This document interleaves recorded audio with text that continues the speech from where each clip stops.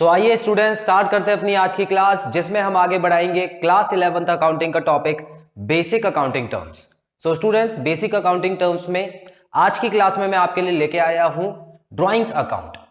Students, आज की class में हम ड्राइंग्स अकाउंट के बारे में पढ़ेंगे, जो कि कैपिटल अकाउंट का बिल्कुल उल्टा, मतलब कैपिटल अकाउंट का रिवर्स काम करता है।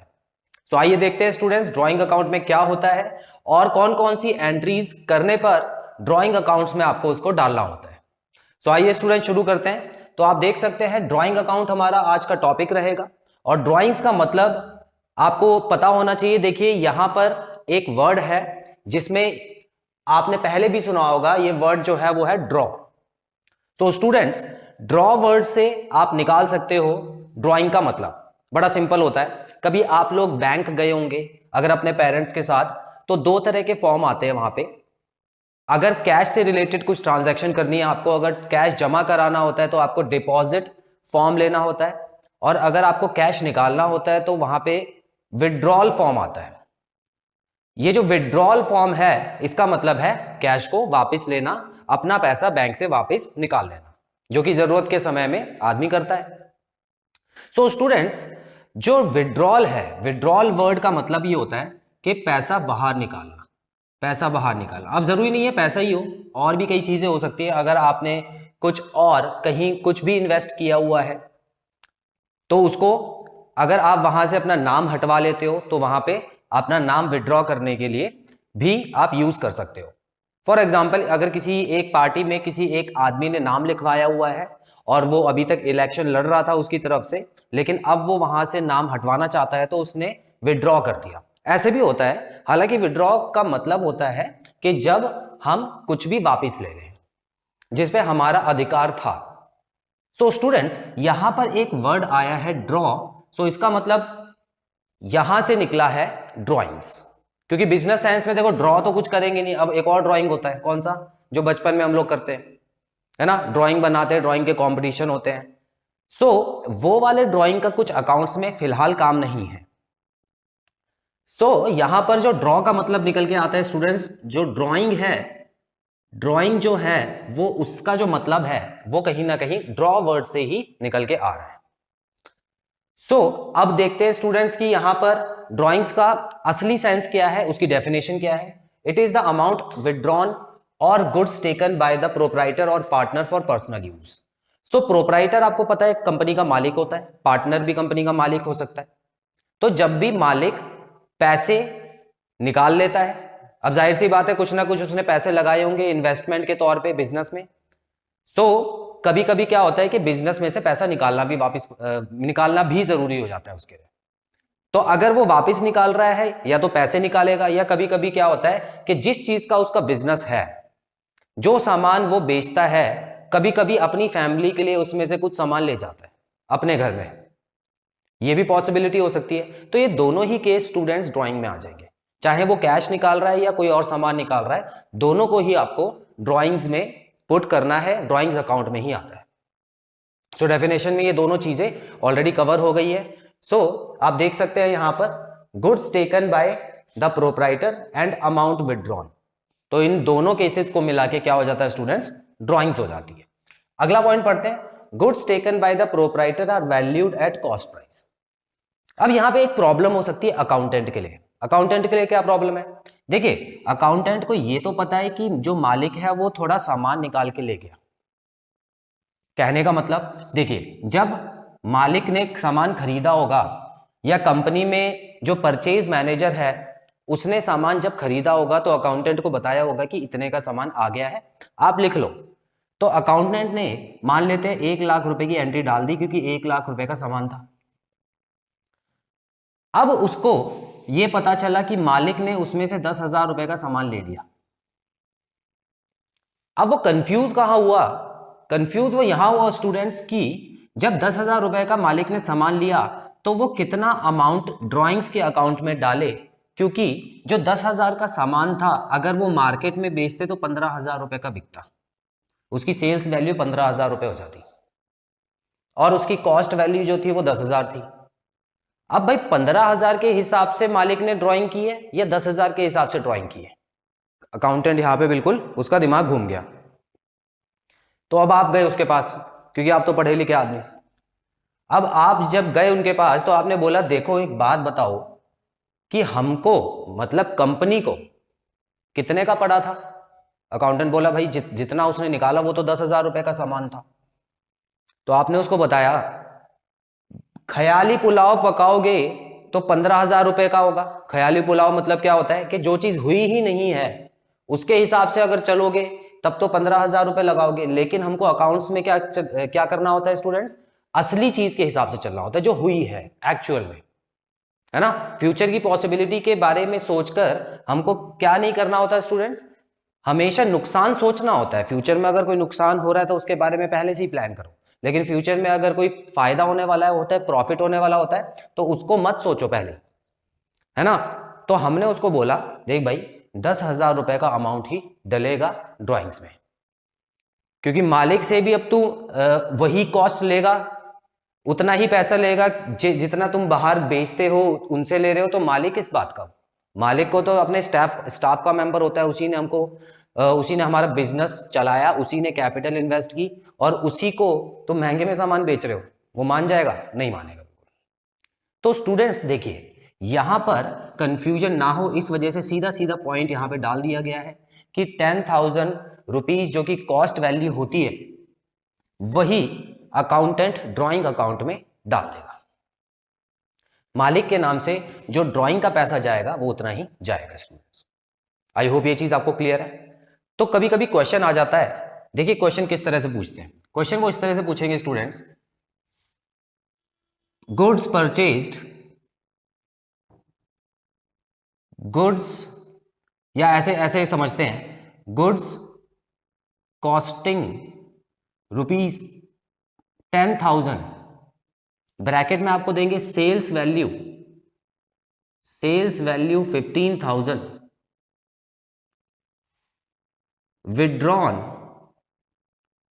विड्रॉन बाय द ओनर, तो ओनर ने उसको विड्रॉ कर लिया। मतलब एक ही लाइन में आपको दो कॉस्ट दी होगी 10,000 और 15,000।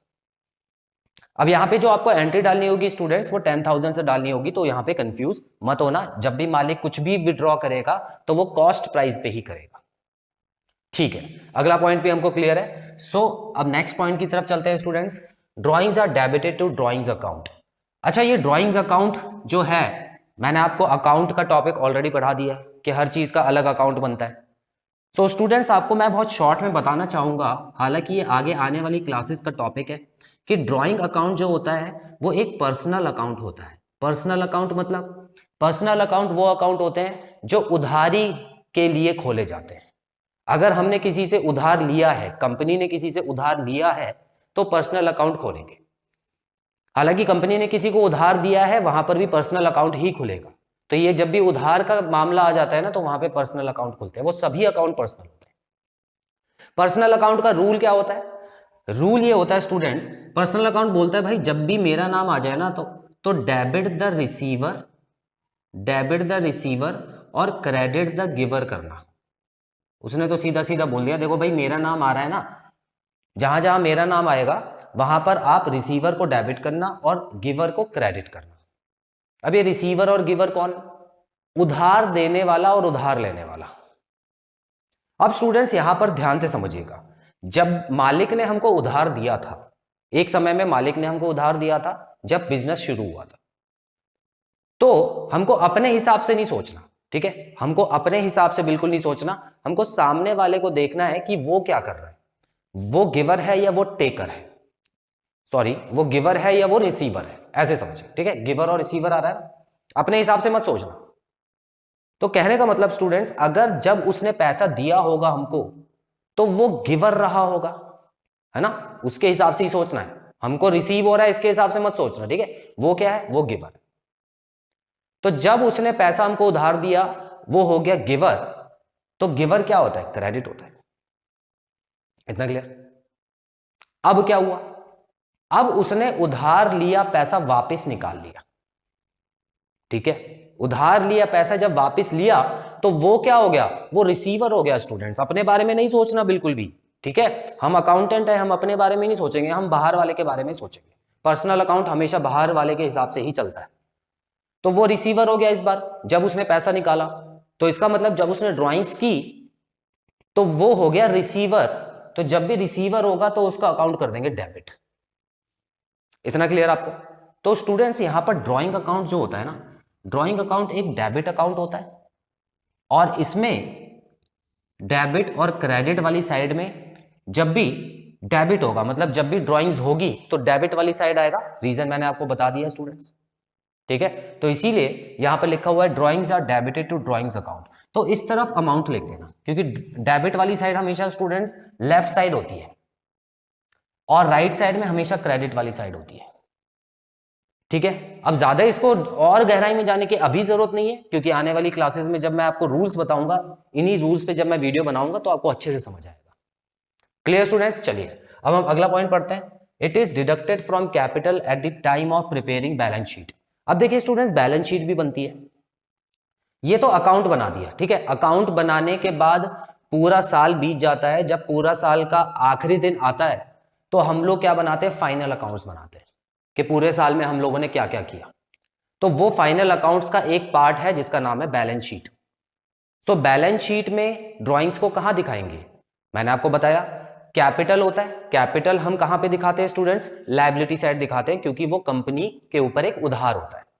तो कैपिटल जब लायबिलिटी साइड दिखाते हैं तो अगर मालिक ने कुछ पैसा वापस ले लिया होगा तो कंपनी के ऊपर से उधार कम हो गया, है ना? इसका मतलब कंपनी के ऊपर से कैपिटल जो है वो कम हो गई, तो कैपिटल में से माइनस कर देते हैं ड्राइंग को। सीधा सीधा ऐसा समझो, ठीक है? जब मैंने कैपिटल आपको पढ़ाया था तो आपको बताया था कि ड्राइंग और कैपिटल एक तरह से आप ऐसा समझ लो एक दूसरे के दुश्मन है, ठीक है ना? एक दूसरे के दुश्मन कैसे? क्योंकि अगर एक बढ़ता है तो दूसरा कम होता है, दूसरा बढ़ता है तो पहला कम हो जाता है। तो इस तरह से आप ऐसे समझ सकते हैं। तो ड्राइंग और कैपिटल को हमेशा साथ में ही लेके चलना। आगे बढ़ते हैं students. Personal expense payment of which is made from business money are also treated as drawings. तो यहां पर स्टूडेंट्स ये वाला पॉइंट है ना, काफी इंपॉर्टेंट है। ऐसा क्यों? देखिए ऊपर डेफिनेशन में हमको दो चीजों के बारे में क्लियर कर दिया गया था कि एक तो जब वो पैसे निकाले तब ड्राइंग हो जाएगी। वो कौन? मालिक, प्रोप्राइटर, ओनर। तो ये आदमी जब अपने बिजनेस से पैसे निकालता है तो ड्राइंग्स में आता है। अगर कोई सामान निकालता है तो भी ड्राइंग्स में आता है। लेकिन क्या और कुछ भी है जब वो करता है तो वो ड्राइंग्स में आता है? जी हाँ, बिल्कुल ऐसा है। अब मैं आपको वही बताने वाला हूं स्टूडेंट्स कि कोई भी ऐसी पेमेंट जो पर्सनल हो, personal expense payment of which it is made from business money, मतलब अगर बिजनेस में जो पैसा इन्वॉल्व है मालिक का, उसमें से अगर मालिक बोलता है कि मुझे अपना पर्सनल एक्सपेंस पे करना है, तो वो भी, क्योंकि बिजनेस का एक्सपेंस नहीं है, वो मालिक का खुद का एक्सपेंस है, तो बेसिकली उसमें हम लोग उसको भी ड्राइंग्स में डालते हैं स्टूडेंट्स। क्लियर? ठीक है, तो ट्रीटेड एज ड्राइंग्स हो जाएगा वो भी। अब ऐसे कौन से एग्जांपल हो सकते हैं? देखिए पहला एग्जांपल लिखा है payment of income tax. Payment of income tax आपको ऐसा सुनने में लग रहा होगा कि इनकम टैक्स है, ये तो कंपनी का खर्चा होता है, पर्सनल एक्सपेंस कहां से हो गया? स्टूडेंट्स देखिए दो तरह के टैक्स होते हैं। एक होता है कॉर्पोरेट टैक्स, कॉर्पोरेट टैक्स, और दूसरा होता है इनकम टैक्स। सो इन दोनों में क्या फर्क है? कॉर्पोरेट टैक्स कंपनी के नाम से जाता है हमेशा, मतलब कंपनी ने साल भर काम किया, मान लेते हैं उसने प्रॉफिट कमाया। अब वो जो प्रॉफिट कमाया स्टूडेंट्स, उसमें से गवर्नमेंट बोलती है कि हमारा हिस्सा दो पहले। गवर्नमेंट आपको पता है ये टैक्स सबसे पहले लेती है, तो वो जो टैक्स होता है स्टूडेंट्स वो कॉर्पोरेट टैक्स होता है, याद रखना। अब ऐसा मान लेते हैं कि जो बिजनेसमैन था, मतलब जो ओनर था, वो उस बिजनेस में काम करता था और इसके बदले में वो सैलरी भी लेता था, बिजनेस में से सैलरी उठाता था। अब वो जो सैलरी है स्टूडेंट्स, वो उसमें से अगर इनकम टैक्स कटता है, ठीक है, सैलरी हो गई या प्रॉफिट भी हो सकता है। अब देखिए प्रॉफिट जो बचा होगा वो तो मालिक का पैसा हो गया ना, अब उसमें इनकम टैक्स भी लगता है, क्योंकि इनकम टैक्स देना जरूरी होता है स्टूडेंट्स। तो कोई भी अगर इनकम पे, पर्सनल इनकम पे टैक्स लग जाता है तो उसको इनकम टैक्स बोलते हैं। और स्टूडेंट्स याद रखना, इनकम टैक्स इनकम टैक्स जब भी दिया जाता है तो उसको आपको ये समझ के देना है कि वो ड्राइंग्स है, क्योंकि वो मालिक का पर्सनल एक्सपेंस है जो कि वो दे रहा है। आई होप आप क्लियर है आपको। अगला पॉइंट पढ़ते हैं, payment of life insurance premium. Life insurance premium का मतलब क्या है स्टूडेंट्स? देखिए, दो तीन तरह के इंश्योरेंस होते हैं, वो हमको पता है। लाइफ इंश्योरेंस प्रीमियम क्या होता है? अगर बाई चांस एक्सीडेंट में कोई आदमी नहीं रहा या वो गुजर गया तो उसके बदले में उसकी फैमिली को जो पैसा मिलता है इंश्योरेंस कंपनी की तरफ से, उसी को बोलते हैं लाइफ इंश्योरेंस प्रीमियम। ठीक है, इस स्कीम को बोलते हैं बेसिकली। तो स्टूडेंट्स, लाइफ इंश्योरेंस प्रीमियम हमेशा एक पर्सनल खर्चा ही होता है। लाइफ इंश्योरेंस जब भी आ जाए तो समझ लेना कि किसी कंपनी का लाइफ इंश्योरेंस नहीं होता है, कोई कंपनी का एक्सीडेंट वगैरह कभी नहीं होगा। लाइफ इंश्योरेंस होगा हमेशा उसके ओनर का या उसके जो पार्टनर्स होंगे उनका। सो लाइफ इंश्योरेंस अगर आ जाता है तो आपको उसको वो पर्सनल एक्सपेंस समझना है। अगर कंपनी के पैसे से लाइफ इंश्योरेंस प्रीमियम दिया गया है तो स्टूडेंट समझ आना कि वो एक पर्सनल एक्सपेंस है। लेकिन अगर सिर्फ इंश्योरेंस प्रीमियम है तो वो कंपनी के नाम का इंश्योरेंस भी हो सकता है। कंपनी भी तो इंश्योरेंस कराती है अपने सामान का। अगर कभी कभी आग लग जाए, चोरी हो जाए, तो इस चीज का इंश्योरेंस कराती है कंपनी। तो जब भी इंश्योरेंस प्रीमियम दे रही है कंपनी, अपने पैसे से दे रही है, तो कोई बात नहीं, उसको हम ड्राइंग्स में नहीं डालेंगे, वो तो कंपनी का एक्सपेंस हो गया। लेकिन अगर लाइफ इंश्योरेंस प्रीमियम लिखा है तो जाहिर सी बात है वो मालिक का ही पैसा है जो कि पर्सनल एक्सपेंस में आ रहा है और वो कंपनी में से निकाल के दे रहा है। तो अकाउंटेंट इसमें एक एंट्री जरूर डालेगा, ये जो अमाउंट यहां से निकाला गया है उसको ड्राइंग्स अकाउंट में डालना जरूरी है। Clear students? तो यहां पर मैंने ये दो चीजें एक्स्ट्रा ऐड की अपनी तरफ से, जो कि आगे बुक्स में आप देखोगे तो इसको जरूर समझ लेना। जब भी बुक्स में देखोगे तो आप देखोगे इनकम टैक्स जब भी आ रहा है वो कैपिटल में से माइनस हो रहा है, लाइफ इंश्योरेंस प्रीमियम जो है वो कैपिटल में से माइनस हो रहा है। तो आप वहां पे कंफ्यूज ना हो, इसीलिए मैंने आपको पहले ही आइडिया दे दिया इस चीज का कि ये दोनों एक्सपेंस जो होते हैं वो बेसिकली ओनर के एक्सपेंस, पर्सनल एक्सपेंस होते हैं। Clear students? सो ड्राइंग्स जो है उसके इंपॉर्टेंट पॉइंट्स मैंने यहां पे लिख दिए हैं स्टूडेंट्स, इसका स्क्रीनशॉट लीजिए और एग्जाम में अगर आता है तो आप इसी में से पॉइंट्स लिख सकते हैं, इससे ज्यादा लिखने की जरूरत नहीं है स्टूडेंट्स। आप स्क्रीनशॉट लें, फिर मैं क्लास कंक्लूड करता हूं।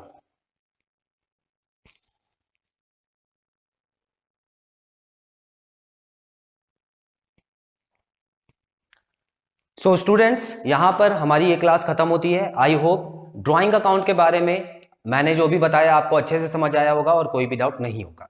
सो नेक्स्ट क्लास में मिलते हैं किसी नए टॉपिक के साथ। Till then students, take very good care of yourself. Have a nice time. God bless you. Bye bye.